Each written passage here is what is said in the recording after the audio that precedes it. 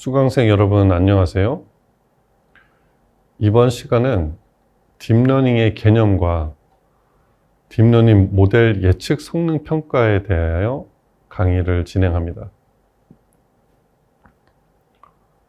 CNN, Convolutional Neural Network 또는 합성곱 신경망을 이용한 학습을 시작하겠습니다. CNN 학습이란 이미지를 이용한 기계 학습을 의미합니다. 여기서 학습이라는 것은 보유한 이미지와 그에 대응하는 정답 레이블을 모델에게 제공하고 모델이 이를 바탕으로 판단 규칙을 찾아내는 과정을 의미합니다. 예를 들어 이미지가 고양이라면 정답 레이블도 고양이이고, 이미지가 개라면 정답 레이블은 개입니다. 모델은 이런 입력 이미지와 정답 레이블을 바탕으로 이미지가 고양이인지 아니면 개인지를 판별할 수 있는 규칙을 스스로 찾아냅니다.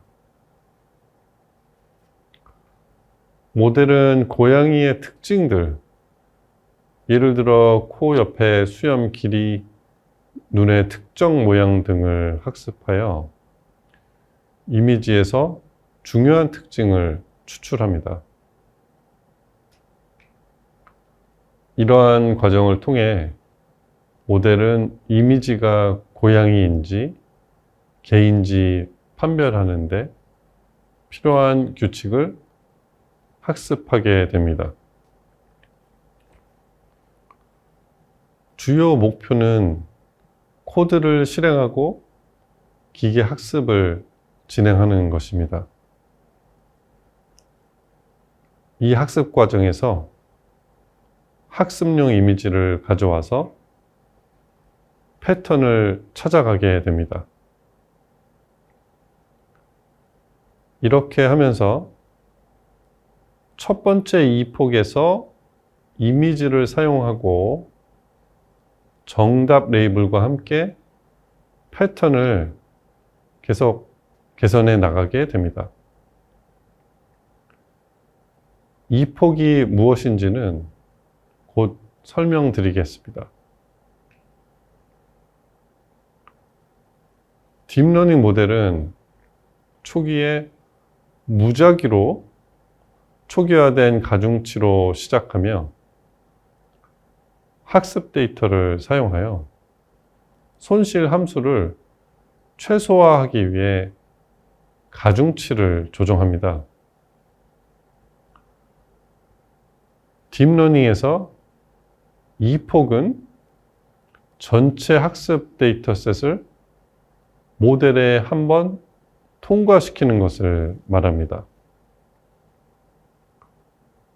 한 번의 이폭은 전체 데이터셋을 모델에 입력하여 예측을 수행하고 이 예측 결과를 정답과 비교하여 손실을 계산하며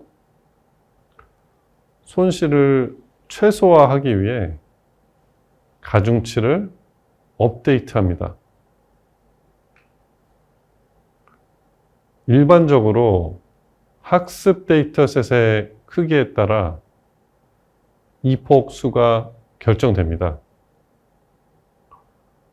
예를 들어 학습 데이터셋이 1000개의 이미지로 구성되어 있다면 원 이폭은 모델이 이 1000개의 이미지를 한 번씩 처리하는 것을 의미합니다. 일반적으로 이폭 수가 증가할수록 모델은 더 많은 데이터를 볼 수 있으며 이는 모델의 성능을 향상시킬 수 있습니다. 하지만 이폭수가 너무 많으면 과적합 문제가 발생할 수 있으므로 적절한 이폭수를 선택하는 것이 필요합니다. 과적합은 모델이 학습 데이터에 너무 맞춰져서 새로운 데이터에 대한 일반화 성능이 저하되는 현상을 말합니다. 또한 모델이 학습 데이터에 지나치게 적합하여 학습 데이터의 노이즈나 이상치까지도 모델이 기억하거나 반영하는 경우에 발생할 수 있습니다.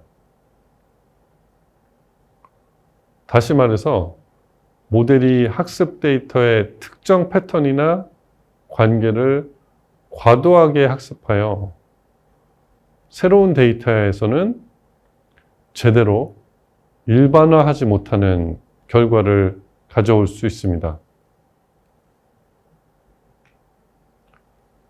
과적합은 일반적으로 학습 데이터에 대한 모델의 성능이 높아지는 동시에 검증 데이터나 테스트 데이터에 대한 성능이 저하되는 현상을 말합니다.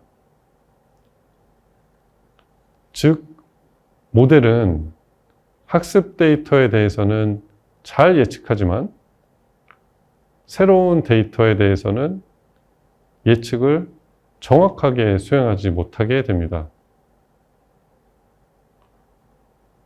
과적합을 방지하기 위해 몇 가지 방법이 있습니다. 일반적인 방법으로는 더 많은 데이터를 수집하거나 데이터 증강을 통해 다양한 변형을 가한 데이터를 생성하는 것이 있습니다. 또한 모델의 복잡도를 줄이기 위해 모델의 구조를 단순화하는 기법을 적용할 수 있습니다. 학습을 진행한 결과 accuracy가 98.7%까지 올랐습니다. 처음에 모델의 가중치가 랜덤하게 배정되므로 여러분의 결과는 약간 다를 수도 있습니다. 그 다음 두 번째 이폭을 실행하면 accuracy가 99%에 도달하게 되었습니다. 이렇게 짧은 시간 안에 기계가 이미지에서 99%의 확률로 고양이인지 개인지를 판별할 수 있는 패턴을 찾게 되는 것이 놀랍지 않나요? 이 모델의 이름은 런이고 이 모델의 성능을 확인하기 위해 컨퓨전 매트릭스를 사용합니다. 컨퓨전 매트릭스 또는 혼동 행렬은 분류 모델의 성능을 평가하기 위해 사용되는 표입니다. 이는 분류 모델의 예측 결과와 실제 라벨, 즉 정답 사이의 관계를 나타냅니다. 여기서 볼 수 있는 것은 실제 레이블인 액추얼 값과 예측된 레이블인 predicted 값입니다. 이 혼동 행렬은 학습 데이터가 아닌 검증 데이터를 활용해 작성된 것입니다. 약 1500개의 이미지를 가지고 있고 이들 중에서 실제 고양이 이미지가 모델에 의해 고양이로 예측된 경우는 482개입니다. 그리고 실제로 개 이미지가 모델에 의해 개로 예측된 경우는 984개입니다. 무작위로 학습 데이터와 검증 데이터가 나뉘기 때문에 여러분은 다른 숫자가 보일 수 있습니다. 그래도 대체로 비슷한 결과가 보일 겁니다.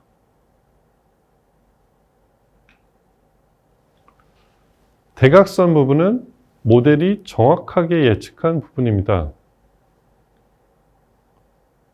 그러나 여기서 오류를 볼 수 있습니다. 실제로는 개인데 고양이로 예측된 경우와 실제로는 고양이인데 개로 예측된 경우입니다. 이 두 부분은 모델이 잘못 예측한 부분입니다. 그런데 이 숫자를 비교해 보면 모델이 대부분의 경우에서 잘 맞춘 것을 볼 수 있으므로 이 경우에서는 accuracy가 99%가 나옵니다. 그러면 이제 accuracy를 고양이와 개로 나눠서 계산해 보겠습니다. 실제로 고양이인 이미지 중에서 예측이 맞은 것은 482개입니다.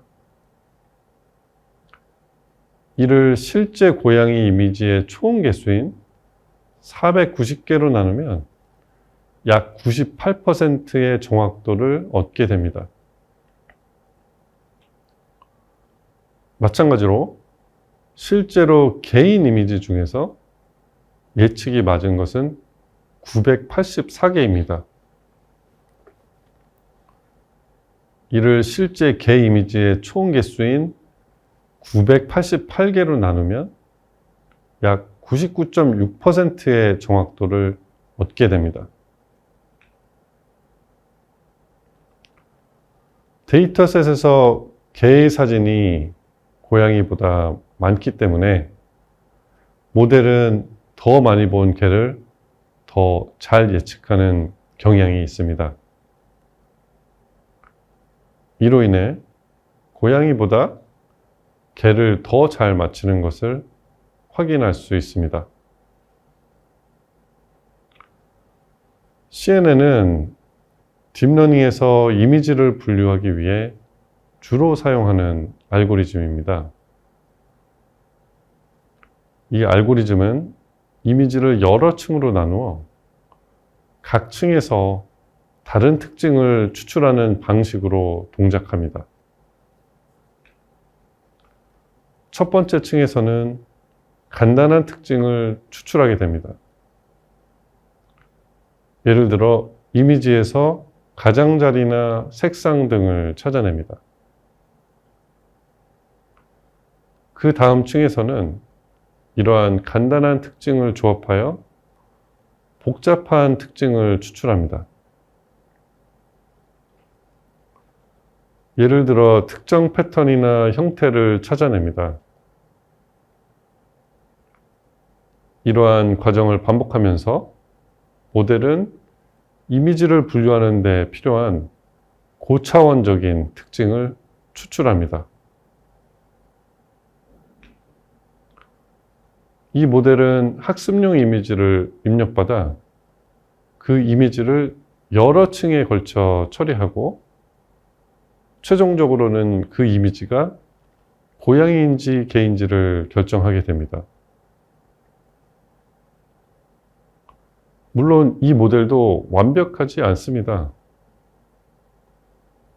모델이 잘못 판단하는 경우도 있고 그 이유를 파악하기 어려운 경우도 있습니다. 이는 머신러닝 모델이 종종 블랙박스라고 불리는 이유 중 하나입니다. 이는 모델이 어떻게 결정을 내리는지, 왜 특정 이미지를 특정 클래스로 분류하는지 명확하게 이해하기 어렵다는 것을 의미합니다. 딥러닝 모델은 로스 또는 손실을 줄이는 방향으로 학습을 진행합니다. 모델이 틀린 예측을 하면 그 오차를 통해 모델을 개선하게 됩니다. 이렇게 하면서 모델은 점차적으로 더 나은 예측을 하게 됩니다. 여기에서 기계가 잘못 맞춘 이미지를 모아놓은 탑 로스 리스트를 봅시다. 이것들이 기계가 가장 어려워했던 문제입니다. 어떻게 보면 잘못 맞힌 것들을 이미지의 리스트로 보여주는 것입니다. 실제 정답값, 그리고 로스, 그리고 마지막으로 probability를 볼 수 있는데, 여기에서는 로스가 높은 것들이 잘못된 예측입니다. 예를 들어 실제로는 고양이인데 이 모델은 개로 예측했습니다. 이런 예는 많은데 그중 일부는 사람도 예측하기 어려운 경우일 수 있습니다. 특히 고양이 사진 중에는 선명하지 않은 것이나 눈이 잘 보이지 않는 것 등이 있어서 그것을 맞추지 못했을 수 있고, 여기서 작은 개 사진은 정보가 별로 없어서 맞히기 어려웠을 수 있습니다. 또한 복잡한 배경이 있는 사진도 잘못 맞출 수 있습니다. 이런 경우들을 보면 모델이 어떤 부분에서 문제를 겪는지 짐작할 수 있습니다. 그 다음에 해볼 것은 여러분들이 이 모델을 사용하여 고양이나 개의 사진을 직접 예측해 보는 것입니다. 만약 반려동물이 있다면 그 동물의 사진을 사용해도 좋습니다. 잠깐 동영상을 멈추고 컴퓨터에서 개나 고양이 사진을 찾아보세요. 저도 하나 찾아서 업로드 하도록 하겠습니다. 찾은 사진을 왼쪽 파일스 메뉴에 업로드 버튼을 이용해서 업로드 해줍니다. 그리고 이미지 네임 이퀄 다음에 여러분이 업로드한 이미지 파일 이름과 확장자를 입력해 줍니다. 그 다음에 우리가 학습한 모델을 바탕으로 예측을 합니다. 고양이인지 아닌지 모델이 예측을 하고 고양이일 확률도 알려줍니다. 예측 결과가 만족스럽나요? 이번 시간에 사용한 데이터는 이미 연구자들이 만들어 놓은 잘 정리된 데이터였기 때문에 머신러닝의 전체적인 과정을 경험하기에는 문제가 없었습니다.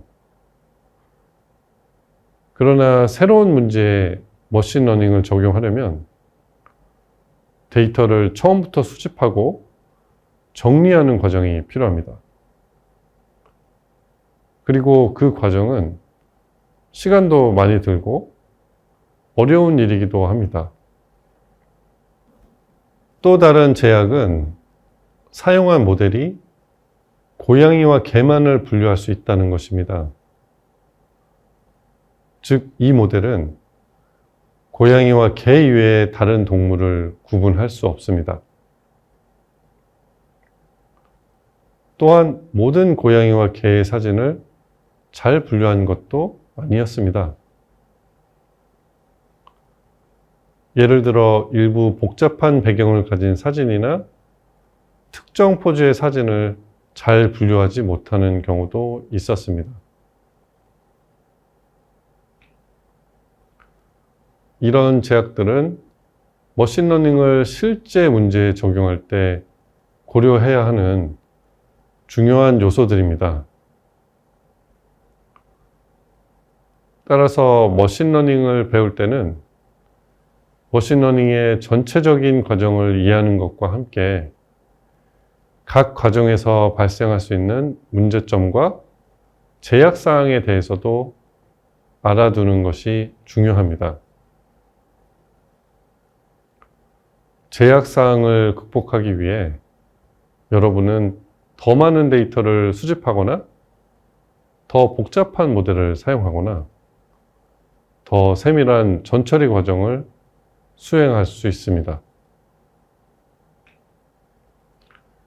그러나 이런 방법들도 각각의 제약사항과 문제점을 가지고 있기 때문에 그것들을 이해하고 적절하게 처리하는 것이 중요합니다. 다음 실습에서는 이런 제약사항을 보완하는 딥러닝 모델을 학습할 예정입니다.